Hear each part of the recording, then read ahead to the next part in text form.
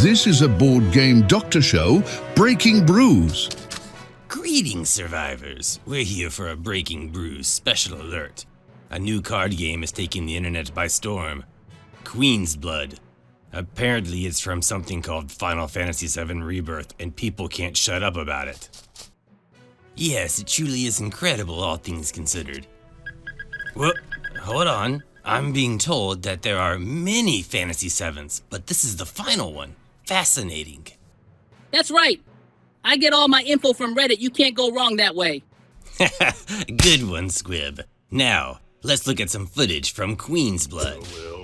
Ooh, look at that. Wow, that really is something else, isn't it? Oh, man. What graphics. Ooh. Whoa. Whoa, tricky play there. Oh, be careful. Squib, you are going to edit Queen's Blood in my hand here, right? Yeah, totally. Okay, good. Real manly man's game that doesn't have to.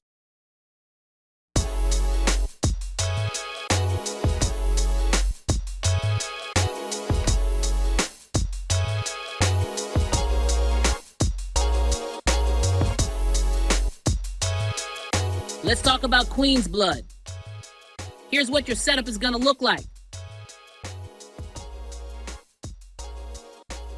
And here's the pawn placement. Both players will place one pawn in each of the 3 spots on their leftmost column. The game ends when both players consecutively pass. You can pass voluntarily or involuntarily in the event you cannot play a card. Once the game ends, players gain points equal to the total power of all of their cards in a row. But only the player whose cards have the most total power in a row will gain points from that row. That means you can win up to 3 rows, also known as lanes, each game. As far as the board goes, you don't necessarily need one. The game isn't that complex. But if you have access to a pretty BA mat, such as this one, feel free to draw a grid on it. It only needs to be 3x5. As for pawns, you can use whatever you have laying around, such as chess pieces, meeples, micro-majigs, resource cubes, or even coins. Unless you're broke, like us, then ask your mom and dad for money. I know I do. Or a little bit of everything. I mean, it doesn't matter. Use whatever you have lying around. In order to play a card, you must pay the cost, which is pawns, denoted by the symbol in the top left. You would remove that many pawns from a space and place your card there. The white square represents the placement of the card on the grid, and the yellow squares represent the pawns that this card will now place. Since I have played the Grasslands Wolf, it will place a pawn in the up spot and the right spot. Since there's a card there, I cannot put a pawn there, but I can put a pawn in the other spot. Some cards can do more than just place pawns. As you see denoted by the red symbol here, this card means that it affects other cards on the board in some way. It could be an enhancement or an enfeeblement. Just read the game text, it'll tell you what it does. You would still play the card as normal, paying the cost, but then once on the field, you would place a corresponding token to represent the enhancement or enfeeblement, etc. If you have some cool dice laying around, you can use those. But if not, you can use the tokens we've included with the PDF. You can play a card that costs less pawns than the number of pawns you have in the space. This is fine. All of the pawns in the space are used up. Some cards, such as Shiva in this example, spawns other cards onto the field that aren't normally in your hand or your deck. You'll want to include a small deck of these cards on the side that you will pull from when you play these characters. They would not be a part of your normal deck.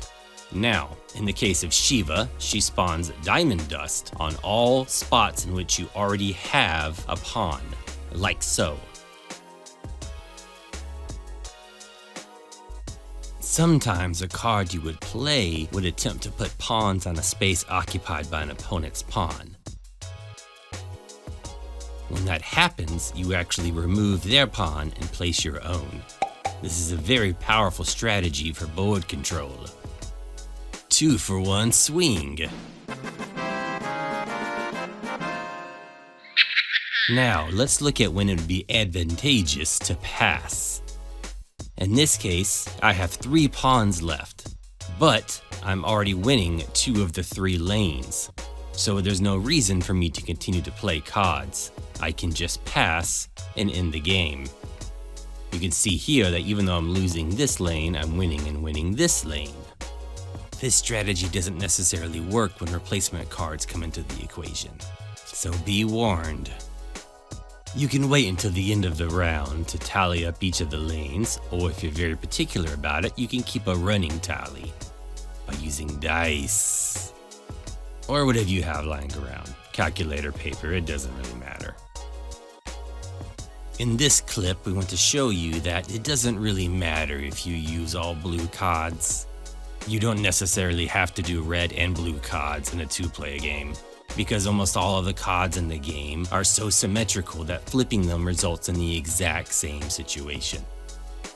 In the few examples where cards don't do this, such as Leprechaun and the Grasslands Wolf, you'll see that flipping them just results in them mirroring the other card. We've gone through every card and seen that the impact this would have is negligible. So unless you're just a purist like that, you don't really need to make red inverted cards. Both players can play with the blue cards and the game will play just fine. So are you wondering about the cards? Don't worry, we got you covered. We recreated the cards from scratch in a very simple style. There are no images because, well, we couldn't find any. And also, we don't want to get sued by the squares. Okay, you can see here we've uploaded 3 separate files to the Google's Drive. One of which is a PDF of all cards. Starter Decks card backs even has some tokens and pawns for people who don't have anything lying around. We also have a zip of just Photoshop files, and we'll go over that in a second, as well as a zip of Ping files. In the PDF, as I said, you'll see on the last 4 sheets there are 2 pages of the starter decks, red and blue, and the last 2 pages are backs. Not necessary, but they look cool. And last but not least, the bread and butter of this video, the Photoshop file. As you can see in here, we've made it so you can tree down and turn on or off using the eyeball any number of settings. You can have 1, 2, 3 pawns, you can set replacement, you can change the power. It goes all the way from 0 to 8. If I had a card, it would definitely be an 8.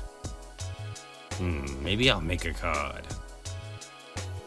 Beyond that, you can use the line grid folder and the paint bucket tool to paint colors onto the grid. Choose the corresponding card, such as card 3 here, and just paint. You can also easily edit the enemy name or game text with a click.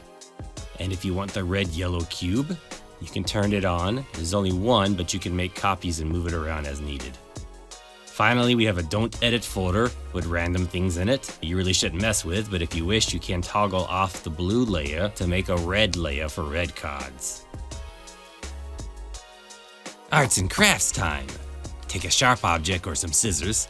Kids, ask your parents before trying this part. And some cardstock. Chop it up real nice until you have some card-sized sections of cardstock. We'll use these in a moment. Then, have a friend help you cut out the cards, preferably one that's not a single disembodied arm. Take some glue, rub it on real good, and then stick your cutouts to the cardstock. Perfect! Don't have cardstock? No problem. You can use a spare set of playing cards. You can either glue them directly to it, or if you have some sleeves, just stick them in front of the card in the sleeve. Ah, fits like a glove, like my gloves.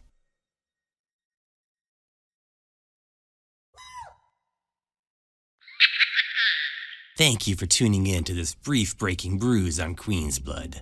We've appreciated all your support so far. We're a young channel, but you have all been so gracious to us. Thank you, survivors, and as always, win, lose, or draw, and death comes for us all.